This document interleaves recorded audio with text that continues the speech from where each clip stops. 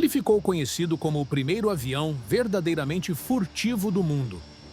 Seu design incomum não era feito para ser ágil nem veloz, mas para enganar radares e escapar do território inimigo sem ser detectado. Armado apenas com 2 bombas guiadas de precisão, ele foi projetado para entrar em espaços aéreos fortemente defendidos, atacar alvos de alto valor e desaparecer antes que o inimigo reagisse. Apesar de suas limitações, ele se tornou um ícone da aviação militar. Este é o F-117 Nighthawk.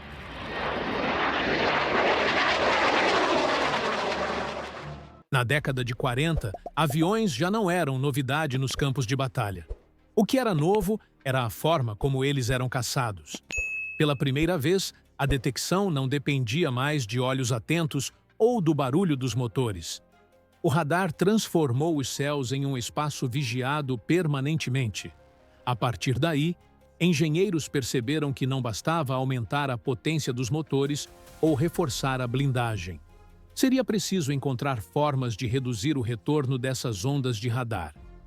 Na Alemanha, esse raciocínio levou ao desenvolvimento da asa voadora Horten Ho 229. O projeto não nasceu com a intenção de ser stealth, mas seu formato incomum, sem cauda vertical e com superfícies largas e contínuas, acabou se mostrando vantajoso. Ele refletia menos sinais de radar e, na prática, ficava mais difícil de rastrear. Nos Estados Unidos, a Northrop seguiu caminho semelhante com o YB-49, também baseado em uma asa voadora. Esses experimentos ainda estavam longe de produzir aeronaves furtivas, mas abriram uma pista importante. A forma de um avião poderia ser determinante para sua capacidade de escapar da detecção. Pouco depois, já nos anos 50, os Estados Unidos colocaram em operação o Lockheed U-2, um avião espião de longo alcance. Sua estratégia era voar muito alto, em torno de 21 quilômetros, para ficar acima do alcance dos interceptadores e dos sistemas antiaéreos da época. Acreditava-se que isso também dificultaria a detecção por radar, mas os soviéticos passaram a rastreá-lo já em 1956, e em 1960, um míssil SA-2 abateu o U-2 pilotado por Francis Gary Powers, provando que mesmo as maiores altitudes já não eram garantia de segurança. Na tentativa de prolongar a vida útil da aeronave, chegaram a ser testados revestimentos metálicos e tintas especiais para reduzir a assinatura no radar. Mas esses recursos se mostraram insuficientes. Foi então que a CIA, em parceria com a Lockheed, iniciou um novo projeto que daria origem ao SR-71 Blackbird. Dessa vez, a resposta ao radar não foi esconder a aeronave, mas apostar na velocidade extrema. O Blackbird podia ultrapassar 3 vezes a velocidade do som. A lógica era que, mesmo que fosse detectado, o avião cruzaria o espaço tão rapidamente que os mísseis não teriam tempo de alcançá-lo. Essa filosofia foi um salto em relação ao U-2, mas ainda não solucionava o problema central: como tornar uma aeronave realmente difícil de ser localizada pelos radares. Foi só nos anos 70 que os Estados Unidos deram o primeiro passo concreto para criar um avião realmente furtivo. O ponto de virada veio de um estudo publicado em 1962 pelo matemático soviético Pyotr Ufimtsev, que detalhava como as ondas de radar interagiam com superfícies geométricas. Embora ignorado na União Soviética, o trabalho chamou a atenção de engenheiros americanos. A partir dessas equações, eles perceberam que era possível calcular formatos que refletissem os sinais de radar em direções diferentes, impedindo que retornassem ao emissor. A Lockheed, através da divisão Skunk Works, desenvolveu o programa Echo-1, um software que simulava como diferentes formas reagiriam ao radar. A partir desses estudos, nasceu o modelo experimental apelidado de Hopeless Diamond, o diamante sem esperança. O nome refletia a desconfiança.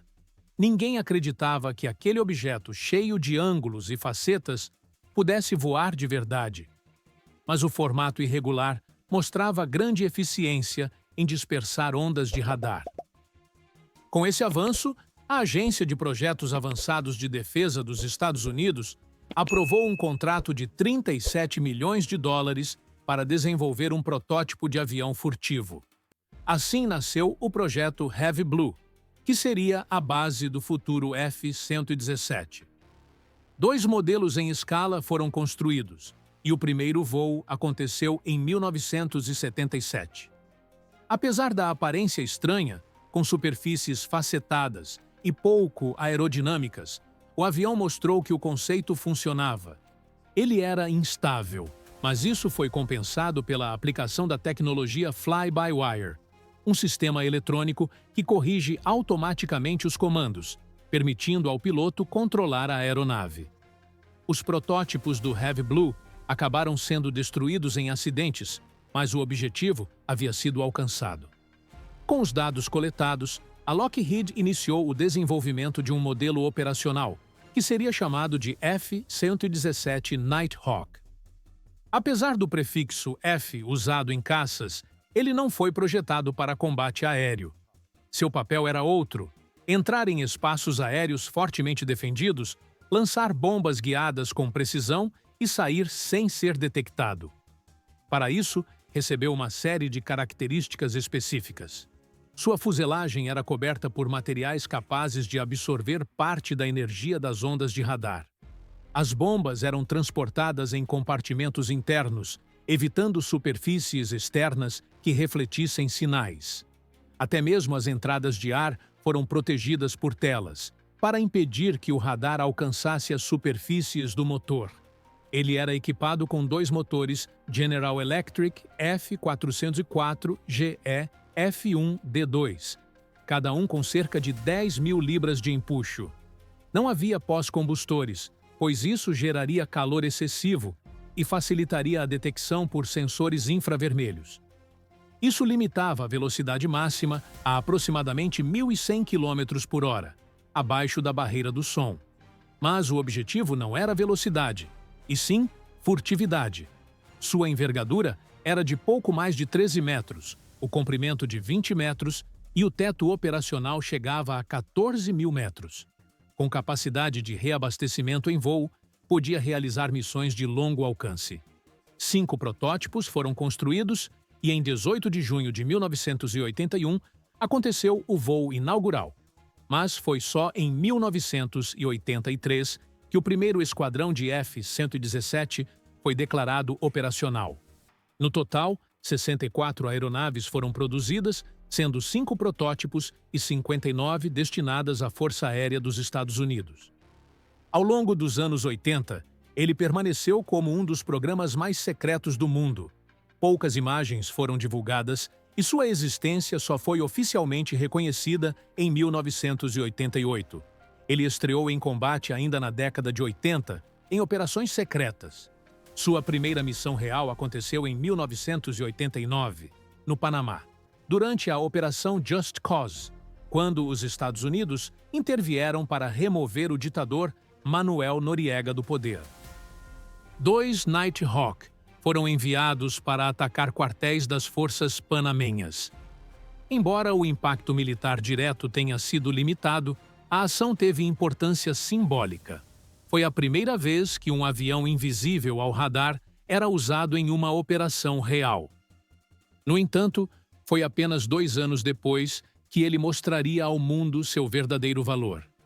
Em janeiro de 1991, com a eclosão da Guerra do Golfo, os Estados Unidos lideraram uma coalizão internacional contra o Iraque, após a invasão do Kuwait. O espaço aéreo iraquiano era considerado um dos mais bem defendidos do planeta, com centenas de baterias antiaéreas e uma extensa rede de radares de fabricação soviética. Era o cenário perfeito para colocá-lo à prova. Na noite de 17 de janeiro de 1991, pouco depois do início da Operação Tempestade no deserto, eles foram responsáveis por abrir os ataques aéreos. Eles entraram sozinhos em Bagdá, sem escolta, para atacar centros de comando, estações de radar e bunkers subterrâneos. Nenhuma outra aeronave poderia realizar essa missão com a mesma chance de sucesso. Graças à furtividade, eles penetraram na capital iraquiana sem serem detectados e lançaram bombas guiadas a laser com alta precisão. Ao longo da campanha, eles realizaram cerca de 1.300 sortidas e lançaram mais de 2.000 toneladas de bombas. Apesar de representarem menos de 3% do total de aeronaves da coalizão, foram responsáveis pela destruição de cerca de 40% dos alvos estratégicos iraquianos. A precisão de seus ataques era impressionante. Podiam atingir entradas de bunkers subterrâneos com margem de erro mínima.